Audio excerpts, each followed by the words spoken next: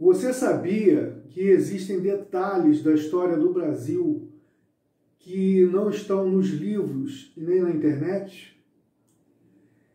Eles estão nas coleções e no mercado de colecionadores. Eu sou colecionador desde os 10 anos de idade e há pelo menos 20 anos faço um trabalho de resgate de detalhes da história do Brasil. Fundei em 2008 a ONG História de Papel com o primeiro objetivo de tornar físico o meu projeto do Museu Filatélico Numismático Brasileiro, MUFINUBRA.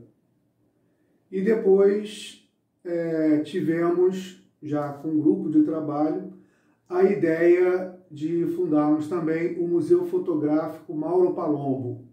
Então o trabalho que a gente faz é juntar material filatélico numismático e fotográfico também para usar as peças do acervo como marcadores da história. A gente tem o site para cada um dos museus no ar. O que está no site de acervo é uma pequena parte do que temos, né? Temos cartas desde 1698 de reis de Portugal mandando fazer no Brasil. Eu coloquei aqui, vou fazer um tourzinho já com vocês para mostrar, né? Muitas, centenas de cartas do momento histórico assinado pelo personagem da história, com detalhes que não estão nos livros. E não estão porque estão nas cartas. As cartas são sempre únicas, né? A pessoa escreve o que está sentindo ou passando naquele momento que está escrevendo, né? E se essa carta é do momento histórico, do acontecimento histórico, por exemplo, temos muitas cartas das revoluções brasileiras, Balaiada, Confederação do Equador, Guerra do Paraguai, e a maioria SNI, Serviço Nacional Imperial, do fronte, as cartas contando o que estava acontecendo lá, entendeu? Bom, fazemos esse trabalho desde 2008. Em 2008 ainda colocamos no ar o site do MUFINUBRA. O que está lá, como já disse, é quase nada perto do que temos. Né? Temos um projeto parado em Brasília desde então. Fizemos contatos com várias empresas e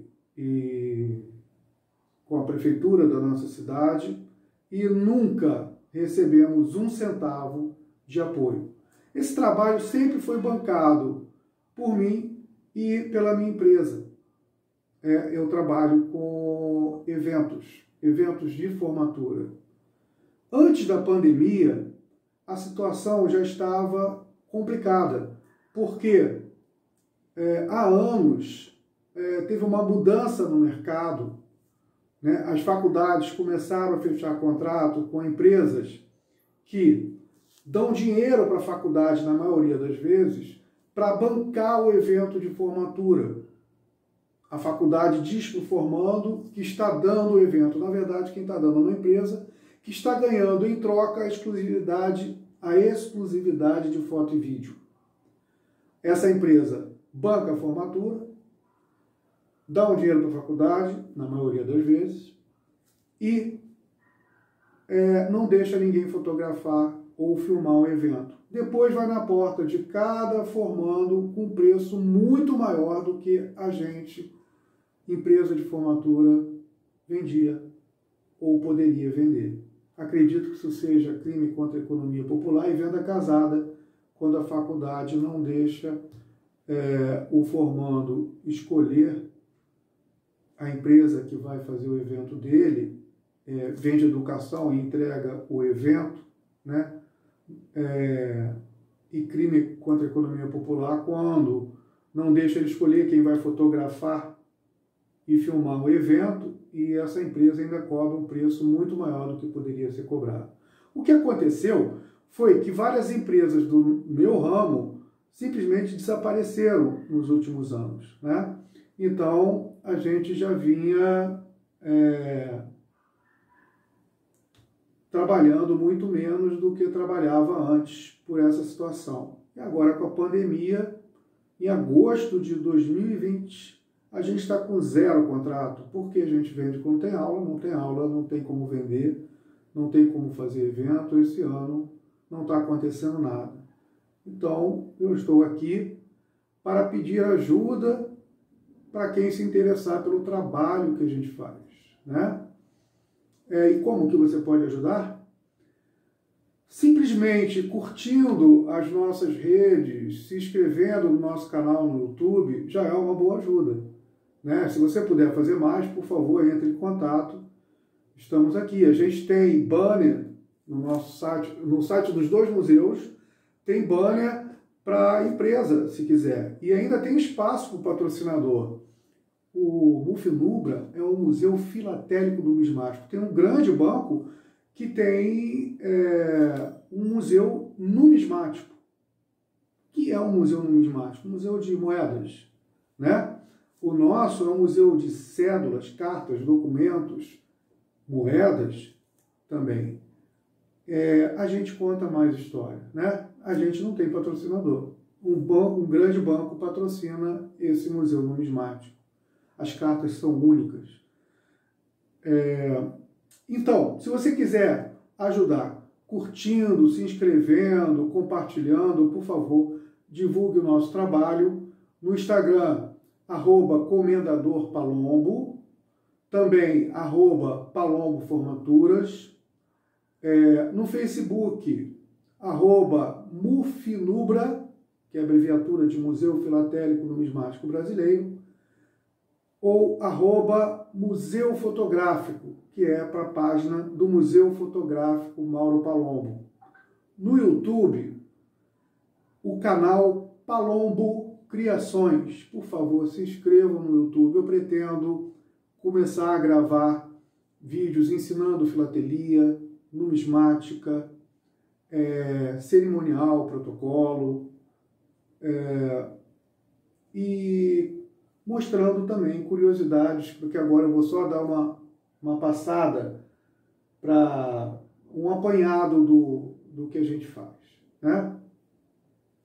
Pretendo, inclusive, logo assim que terminar de gravar esse, já gravar um e postar imediatamente após sobre coleções. Se você tem uma coleção em casa, e eu vou botar assim, coleções... eu até pensei num título aqui, deixa eu botar. Coleções. Herdei, ganhei, doar, vender, avaliar. Então, qualquer situação dessa, num vídeo só eu vou explicar o caminho. Você quer avaliar? Eu vou dizer como fazer. Você quer vender? Eu vou dizer como fazer. Ou dar uma sugestão de como você pode fazer. Entendeu? Agora, eu vou dar uma passadinha aqui mostrando o apanhado que eu fiz aqui para vocês terem uma ideia do que temos nos museus. Aqui, por exemplo, eu tenho uma pilha de classificadores com estudos prontos. No nosso depósito existem pilhas e pilhas. A gente vai estudando, classificando e botando na página do museu. Por favor, visitem para conhecer. Vou dar uma mostradinha agora.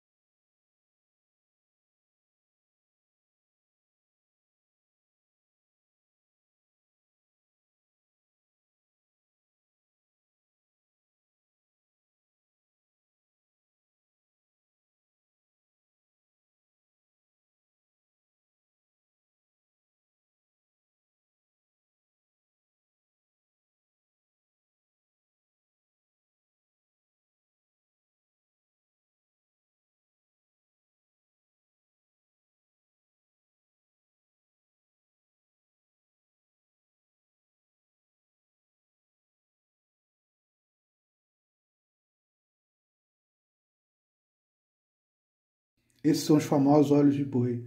Os primeiros selos das Américas e do Brasil. O segundo selo do mundo. A filatelia começa no Brasil em 1 de agosto de 1843, e se considerando o período, né? Antes do lançamento do olho de boi, o primeiro selo do Brasil, considera-se pré-filatelia. Tudo que vem antes é pré-filatelia.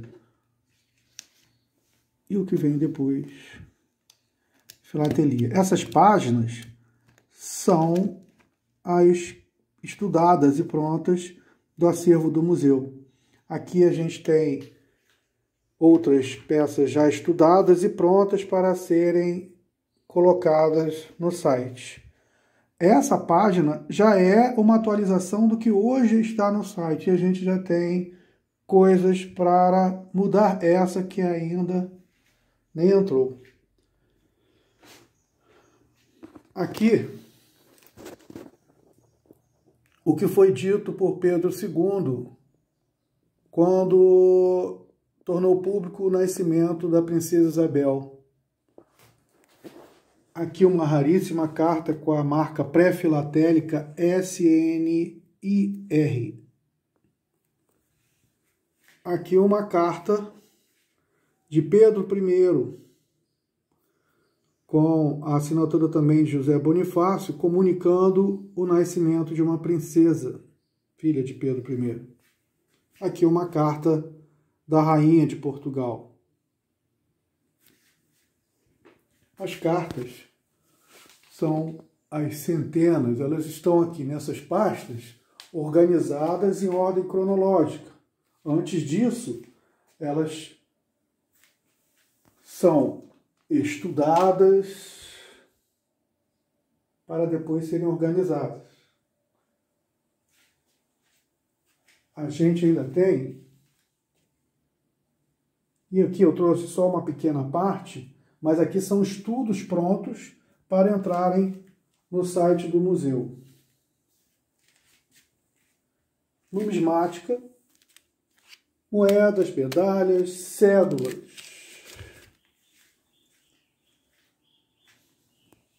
Eu já apresentei esse material aqui, está organizado, como eu fiz a organização, para uma entrevista que dei. Olha, essa carta é de Pedro II de Portugal, o antepassado do nosso Pedro II, esse era o de Portugal, em 1698. Essa carta, ele manda construir fortaleza no Brasil. Aqui é uma carta de privilégios, assinada. São 6 páginas de privilégios. O portador dessa, com aval de Dom João VI e outras autoridades, podia muito. Serviço Nacional Imperial. Essa carta é do Fronte da Independência da Bahia. Guilherme Nabuco avisa que a esquadra inimiga se prepara para sair da Bahia com bandeira falsa. Isso tudo está aqui, no contexto. Aqui é uma carta da Confederação do Equador, sobre Batalha de Pargos, também SNI. Aqui é uma carta do Conde de Valença, avisando da chegada de Liverpool do então revoltoso e condenado Manuel de Carvalho Paz de Andrade. Manda tomar providências em relação a isso. Aqui é uma carta assinada pelo Visconde de Alcântara sobre projeto de imposto sobre dízimos. Aqui é uma carta do Diogo Antônio Feijó. Aqui ele era ministro da Justiça em 1832, depois ele veio a ser o regente Feijó.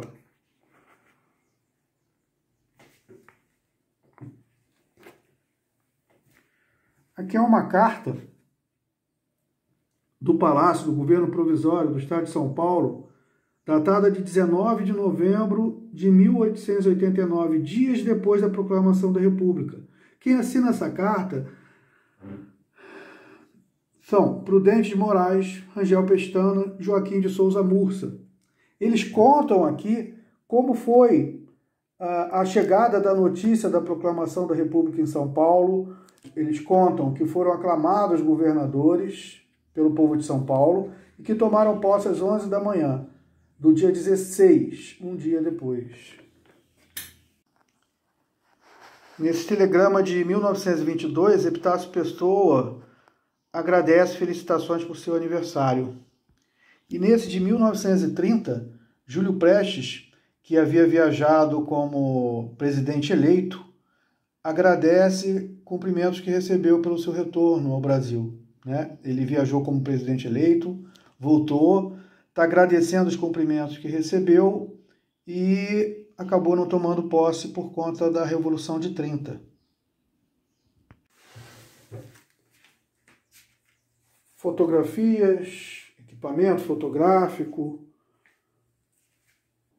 Então, agora que tiveram uma ideia, se tiver interesse, o site está à disposição.